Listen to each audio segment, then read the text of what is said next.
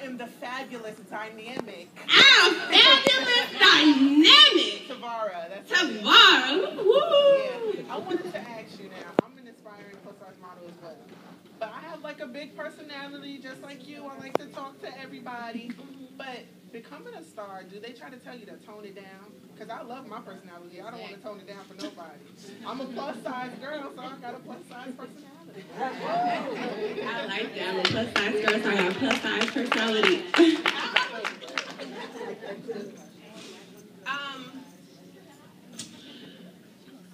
Do you have to tone down your personality? Or do they ask you to turn down? Yeah, do you ever get people that's like, oh, take it down a notch, or don't be too much, or things like that?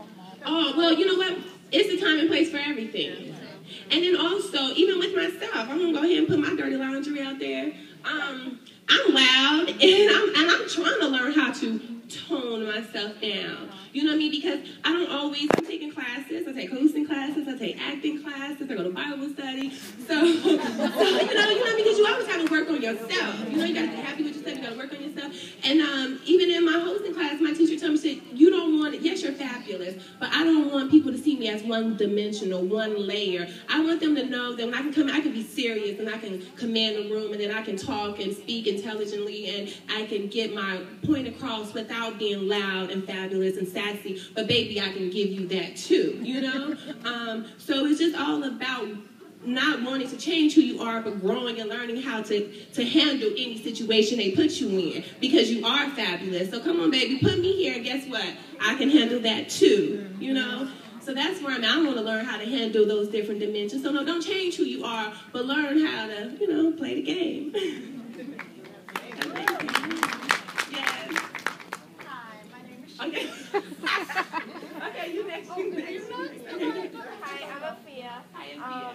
Also, like the other two ladies, I want to be a plus-size model also, but I always get the thing about the height. I mean, I'm not super short, and I'm not super tall and tall. I always wanted to be tall. But anyway.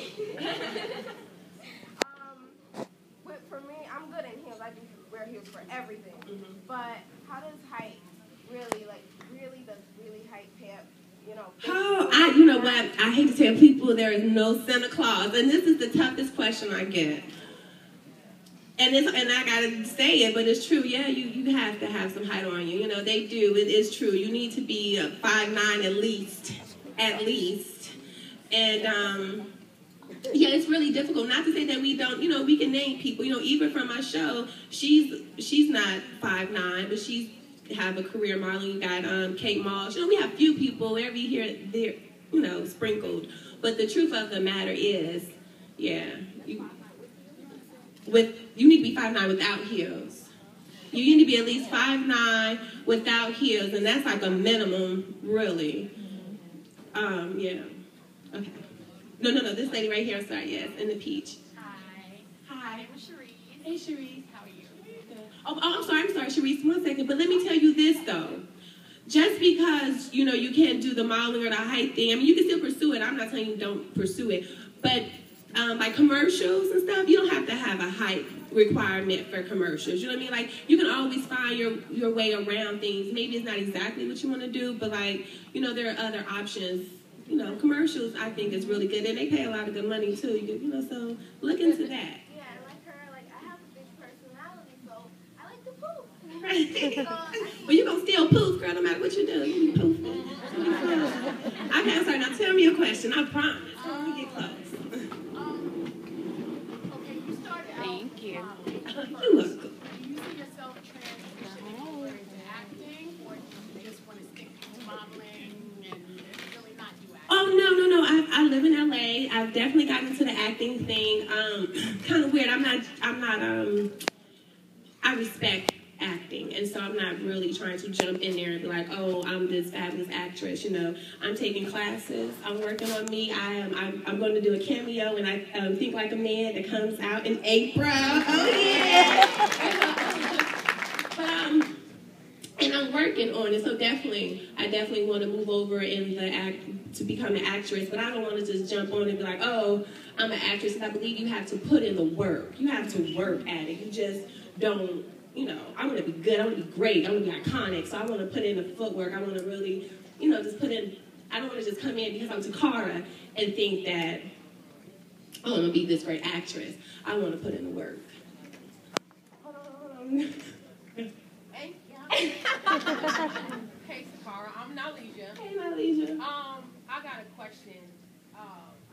One thing I wanted to find out, okay, now we hear a lot of discriminatory type of things that go on in modeling as far as size. What about religion? I'm Muslim, and I'm sure they have Muslim models like out there, like Saudi and whatnot. Not so much in America, that actually wear scarves, like wear their scarves.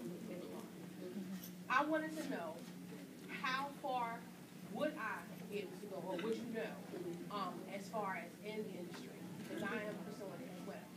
Yeah,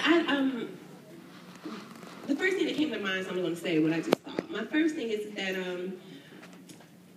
it's really not, as models, it's not about us. It's not about the models. It's about the designers. It's about the clothes. It's about the show. We are just tools. We're just hangers. We just wear the clothes. So sometimes I say that to say that if you're going to be a model, then it's not you can still have your religion and still praise and worship who you worship and praise. But when it comes to the fashion, you don't have to wear what they want you to wear because that's what you're doing. You know what I mean? So your religion is not an issue. If you're trying to model these garments, then you'd have to, I don't know, you have to go to someone who designs or represents, that's the type of modeling that you want to do. And I don't know that market, but if you're going to be a model, you have to know that you're going to have to wear and do what they want you to do for their show, for their clothes, for their client, for their business, for their brand, or whatever. Have you noticed any type of like, it doesn't even matter if it's like Islam or any type of religious type of thing, as far as have you noticed any type of discriminatory type of thing?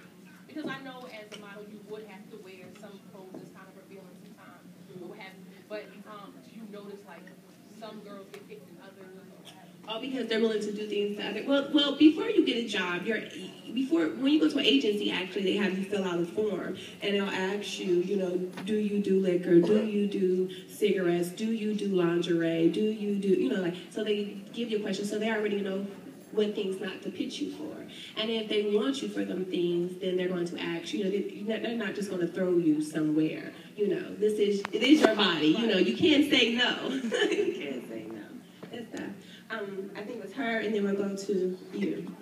Oh, wait a minute, no. That lady. How are you doing? What's your name?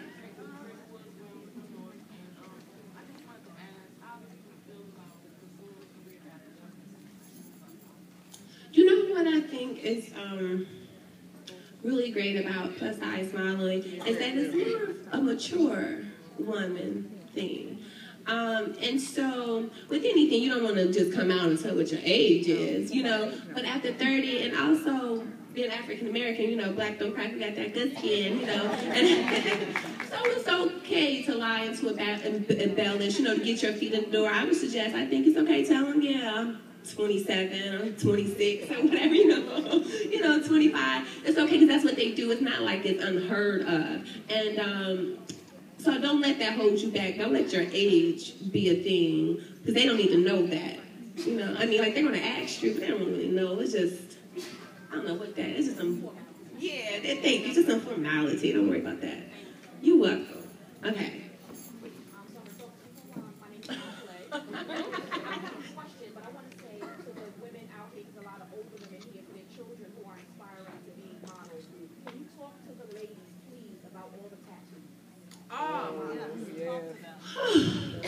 Well, I don't know how effective I'm going to be because I have a little sister and she don't listen to me. I tell her don't get no tattoos all the time. She's tatted up. Oh, she's tatted up. Poor baby. I don't know because we can beat them till they. You don't want to have a tattoo. This, once again, this is your tool.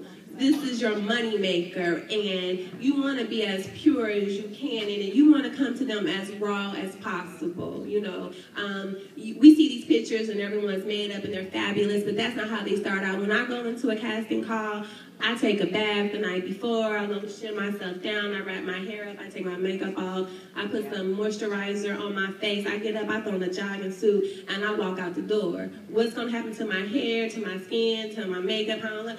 I don't even know, you know? But another thing I have to worry about is my hair, because you don't have all that heat, so you have a weave in your hair, but it's more of a natural. Honestly, they want us to look more natural. You know, it's not really about being all made up. It is about showing the skin and stuff. But back to your question about tattoos, you don't want to, them tattoos, it's frowned upon because you can get on a job and sometimes I like you, and it's hard for makeup artists to try to cover up these tattoos. It costs a lot of money for them to like digitally try to edit it or to Photoshop this stuff out. It's just really difficult, and it will cause you not to get a job because it's too expensive, it's too much work. We want her, but we don't have to pay X amount of dollars to do this so that her tattoo doesn't show or she has this, or, you have to be careful about the way you pose. It's just a lot. I strongly suggest not having tattoos, and if you're going to have a tattoo, have a small tattoo in a small place that's not, seen and big. If you're going to be a model, there's nothing wrong with tattoos, but if you want to be a model, you don't want to mark yourself up. You want to be a blank canvas. Because you've never seen a bumper sticker on the Maybach. All right. 1 second. We got this lady back here. Hi, I'm Tracy. Hey, Tracy. Tell me about the complex for the agency. You mentioned Google. Do they want you without the makeup? Do they want you with the makeup? Oh, the comp cards? Well, they make your comp cards. So what you're just starting out. If you're just starting out, I did make me a little comp card. Yeah. Still got that comp card.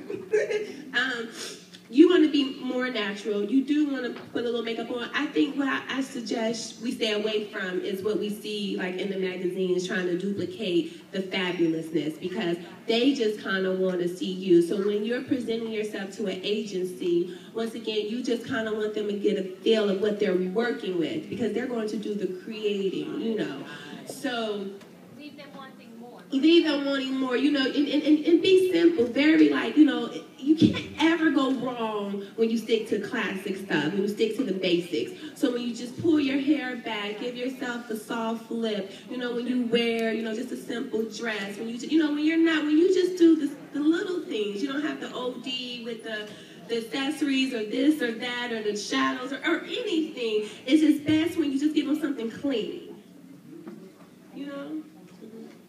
Yes. Toccara, it's a pleasure. My name is Samil. I'm from the Thick Spot, and I'm representing Manic Magazine here. Okay. And you're a very confident woman. And I want to know, was there any a time in your life where you weren't as confident, that you were insecure about your looks or your body type? And if so, was there something that you could say to younger women out here that are like killing themselves to look like things that they can never attain? Once again, I'm going to go with the first thing that came to my head. One of the things that I learned when I did Celebrity Fit Club was how powerful I was in control of my body.